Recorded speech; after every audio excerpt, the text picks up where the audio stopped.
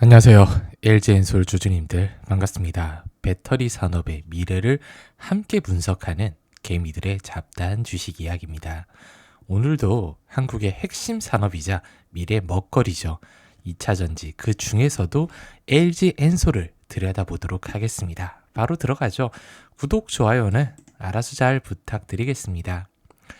최근 K배터리 위기라는 이야기 많이 들어보셨을 거예요. 제 영상에서도 많이 언급드렸는데 실제로 지난해 한국의 2차 전지 수출액은 8년 만에 역선장을 했습니다.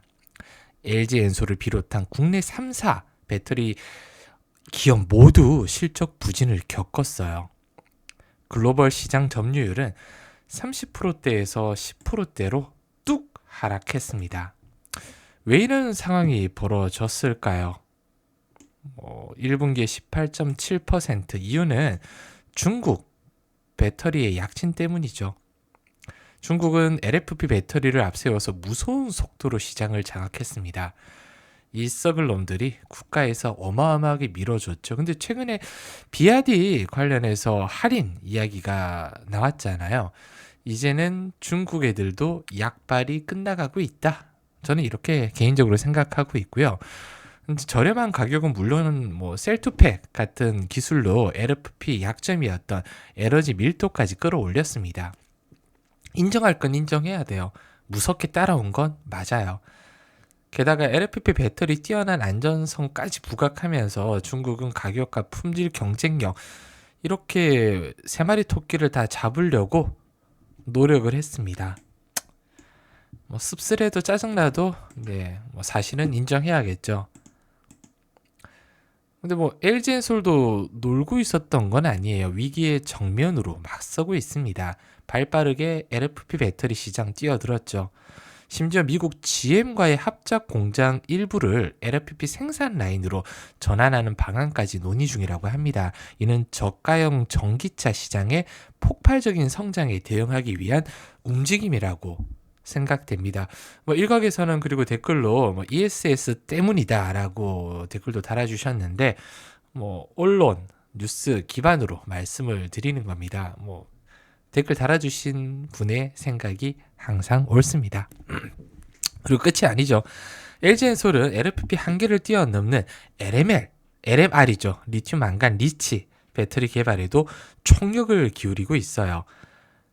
LMR은 코발트와 니켈을 최소화하고 저렴한 망간 함량을 늘려 가격 경쟁력을 확보하면서 LFP보다 33%나 높은 에너지 밀도를 자랑합니다. 즉 삼원계와 LFP 장점을 모두 갖춘 배터리라고 할 수 있겠죠. LG엔솔은 이미 200개 이상의 LMR 특허를 보유하고 있고요. 2028년 GM과의 합작 양산까지 계획하고 있습니다. 누가 봐도 LMR은 선두주자다. 이 분야에서는 한국이 중국보다 앞서가고 있다는 평가예요. 이 차세대까지 뺏기면 안 되고요. 리튬 인산철이죠. LFP도 곧 따라잡을 걸로 저는 믿고 있습니다. 한국 저력 어마어마하잖아요. 그리고 이제 LG엔솔은 폼팩터 다변화와 ESS 시장 확대라는 두 마리 토끼까지 잡으려고 하고 있어요. 특히 46파이 배터리는 뛰어난 원가 경쟁력과 범용성으로 테슬라를 비롯해서 다양한 고객사에 탑재될 게임 체인저로 주목받고 있습니다. 에너지 저장 장치 즉 ESS 시장에서도 LG엔솔은 미국 미시간 공장에서 ESS용 LFP 배터리를 생산하면서 새로운 성장 동력을 확보하고 있다는 거죠. 이건 댓글 달아주신 분의 말이 맞다. 근데 ESS용도 있고 아까 말씀드린 저가형 전기차 시장 이 부분도 대응하려는 전략적인 움직임이다. 이렇게 생각해 주시면 좋을 것 같습니다. 물론 K 배터리 산업이 직면한 도전은 어마어마해요. 작은 부분이 아닙니다. 하지만 LG엔솔은 기술 진화를 통해서 위기를 기회로 바꾸려고 노력을 멈추지 않고 있어요. 지금 잠깐 힘들 수 있습니다. 주가가. 근데 저는 바닥을 지나가고 있고 하반기에는 좋아질 거다. 이렇게 믿어 의심치 않고 있어요. LFP와 LMR 같은 차세대 배터리 기술 선저, 폼팩터 다변화 그리고 ESS 시장 확대를 통해서 LG엔솔은 분명히 다시 한번 도약할 겁니다. 근데 이게 언젠가 이게 제일 미지수잖아요. 좋아질 거라는 얘기는 솔직히 개나 소나 다 할 수 있잖아요. 언제 좋아질 건데. 저는 작년부터 2차 전지 관련해서 빠르면 올 6월 말 더워질 때 그리고 늦으면 찬바람 불 때 한 8, 9월 정도라고 계속 말씀을 좀 드렸어요. 작년부터요. 작년부터 지금은 아니다. 지금은 아니다. 근데 벌써 6개월이 지나서 6월 말에서 제가 예상했던 8, 9월이 다가오고 있습니다. 이제는 바닥을 지나가고 있다. 저도 얘기해도 욕먹지 않을 것 같습니다. 비관론보다는 성장 가능성에 주목을 해야 된다는 거죠.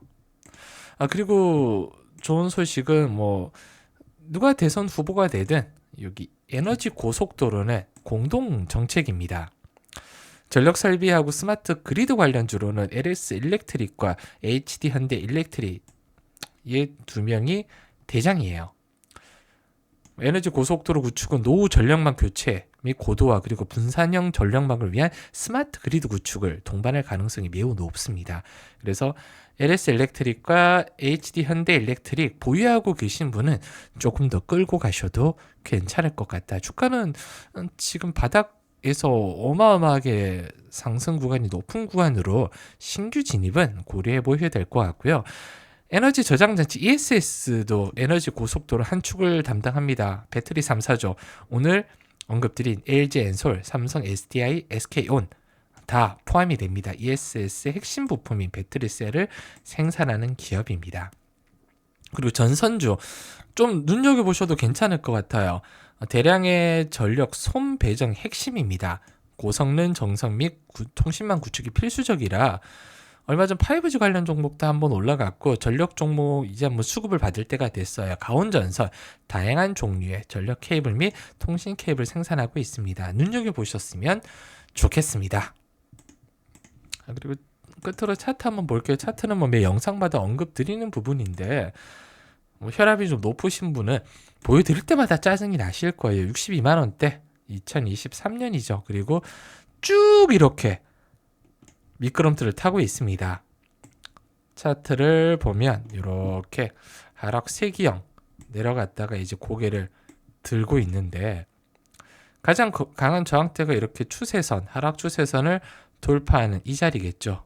그리고 저는 36만 원 여기 검은 선 보이실 거예요. 224일선입니다. 장기 이평선 돌파가 나와줘야 저는 확실하게 추세 전환하고 숨을 좀 쉴 수 있다. 한마디로 이 구름대 구간은 뚫어줘야 된다는 겁니다.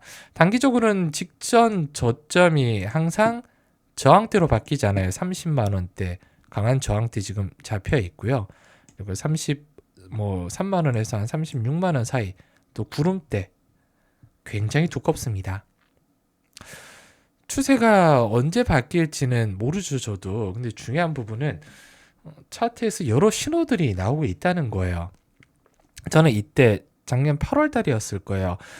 장기 평선을 돌파했을 때 37만 원, 8만 원 구간이었거든요. 추세가 바뀌나 한번 지지받고 올라갔잖아요. 두 번 계속 지지를 받다가 이때 무너졌단 말이에요. 손절 라인은 아마 이때로 잡는 게 가장 이상적이었을 거예요. 그리고 다시 1년선 이 계속 저항대로 이제는 작용을 하고 있습니다. 계속 저항대 작용하고 있잖아요. 여기 224일선이. 이 선을 일단 돌파가 좀 나와줘야 되는데 단기적으로는 이평선이 지금 굉장히 얽혀 있어요. 장기 이평선 방향이 아직은 아래를 가리키고 있는 만큼 하방 부담이 큽니다. 거래량 보면 최근에 의미 있는 거래량들 들어오고 있습니다.